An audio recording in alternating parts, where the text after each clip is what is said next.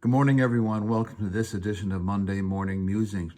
We are taking a cultural and historical look at the issue of the Last Supper, the Eucharist, in a Roman context, in a Hellenized Judaism context. Now, why is this important? Because inaccurate images end up reinforcing inaccurate beliefs. And so today, before we even take a deeper dive into some of the minutiae of what actually happened formatically, what did Jesus do? What did Jesus change? And he changed a lot. We're going to look at the most common image. Some would even say it's a contest between the Mona Lisa and this picture, which is the most famous picture in all of history and all of the world. And that's DaVinci's picture of the Last Supper. We're going to go through it, and I'm going to point out some things that just aren't so, that didn't happen that way. Now, I know people are going to say art is art, history is not art. Art is interpretive. That's fine.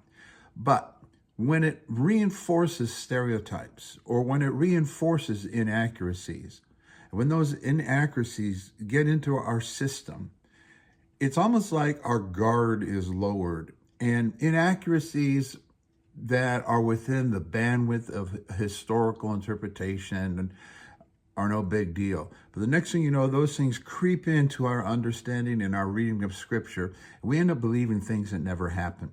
So we're going to just take a look at DaVinci's picture and point out a few things that are just totally inaccurate. First of all, the room itself, the size of the room. There would be no room that big for a table that long except among the aristocracy. So the room itself. Now I know there's, from an art perspective, there's, cool angles and things like that make it a cool picture. But a room that big would have been reserved for the very, very upper crust of the upper crust. Highly unlikely that took place. Number two, it wouldn't have been a long table like that. It would have been a U-shaped table, and we're going to have a talk about that in another episode. So it would have been a horseshoe-shaped table. Number three, it wouldn't have been a table that high with legs that high. That's because chairs, like the chairs that they're sitting in, didn't become the norm for eating until the 4th century after Christ. They would have been lying down. And if you look carefully at their feet, you'll notice that their sandals are still on. That would have never happened. The first thing that would have happened when you come through the door, a slave or a servant would have met you. You would have removed your sandals and washed your feet. The gathering itself, overwhelmingly, other than that somewhat effeminate representation of John the Beloved, a bunch of old white guys. Not true. The average lifespan at their time was 25. Now that's skewed because of the ridiculously high infant mortality rates and the death rates for women during childbirth, off the charts. Hard for us to even understand a world where the rates were so high. But to be 35 or 40-ish, that's reaching the end of the line. So to have these 60 and 70-year-old geezers at the table, complete mythology. Never happened. These would have been younger men in their prime, and Jesus would have been among the older of those present. If he was in his late 30s, I know some people think he died right at 33. I don't need to speculate about that kind of minutia. Mid to late 30s, maybe even early 40s. That's about the end of the line. So just the representation of the people present.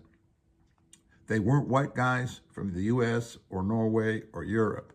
These were Mideastern, olive-skinned people. So that's no big deal, you say. No, it is a big deal. Let's teach our children accurate things. And in the coloring books in Sunday school, Jesus has a white robe with a blue sash. Where do you get that from? It's nonsense.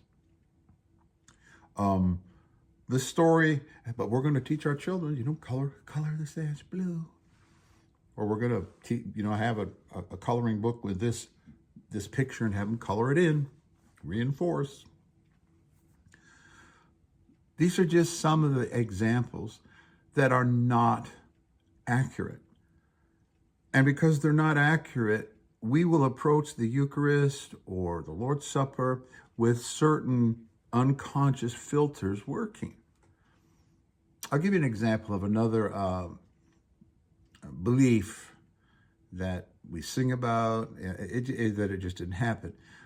For example, the Lord knocked Saul of Tarsus off his high horse and knocked him off the horse. Read the story, read the chapter. There's no horse, there's no camel, there's no animal. It just says he fell to the ground. But if you ask the average Christian, or, we sing it in our choruses and teach it at our Sunday school, because it's a clever little saying, and to get knocked off your high horse. And if you see the pictures and the art, the horse is rearing up and Paul is falling off. Scripture says nothing about a horse. You say, well, that's not a very big point. I agree. It's not a very big point. Unless these subtle misrepresentations and distortions aggregate, accumulate, and unless they make you a less disciplined student of Scripture. That's the issue. That you end up swallowing things just because somebody told you it was clever, you remembered it, it was memorable. And it's the same thing with this DaVinci picture. It's memorable in terms of art, but the memory or the thought that it is reinforcing doesn't represent historical reality. And that's why we're doing this series, because the goal is, let's see, the best we can, how it happened historically.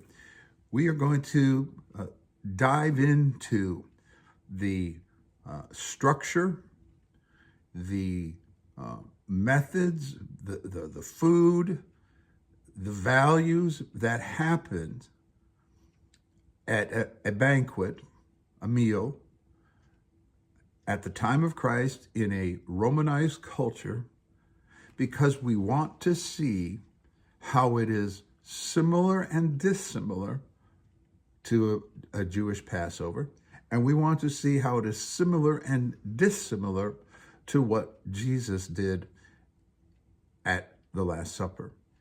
And the things that Jesus said and did that we will not have the context of understanding for, will miss. We will miss how radical, how threatening to society, how aberrant, how deviant the Eucharist and the teachings that happened at the Eucharist really were. Irenaeus, we're talking one generation removed from the apostles themselves, said this: the Eucharist is our teaching, and our teaching is the Eucharist. Now, for those of you who are really all fired up about organic church or home church or deconstruction or non-religious church, and you've come into some new thing, how central is the Eucharist to your meeting? How would the person leading your home group even understand that statement that Irenaeus made, one generation removed from the apostles themselves? The Eucharist is our teaching, and the teaching is the Eucharist. So we're going to see how different things unfold in 1 Corinthians 11, 1 Corinthians 14, and we're going to hopefully overcome some of our biases, our Protestant biases on this topic. And for those of you that have more appetite for some of this, I have a 6-hour video series where we take a deeper dive than even we can do in these 5 and 10 minute little exhortations. And it's available at the website that's scrolling by your screen right now. So I just wanted to use that as an example that art can be beautiful, art can be moving, and art can be inaccurate and reinforce inaccurate stereotypes. And I'll see you the next time.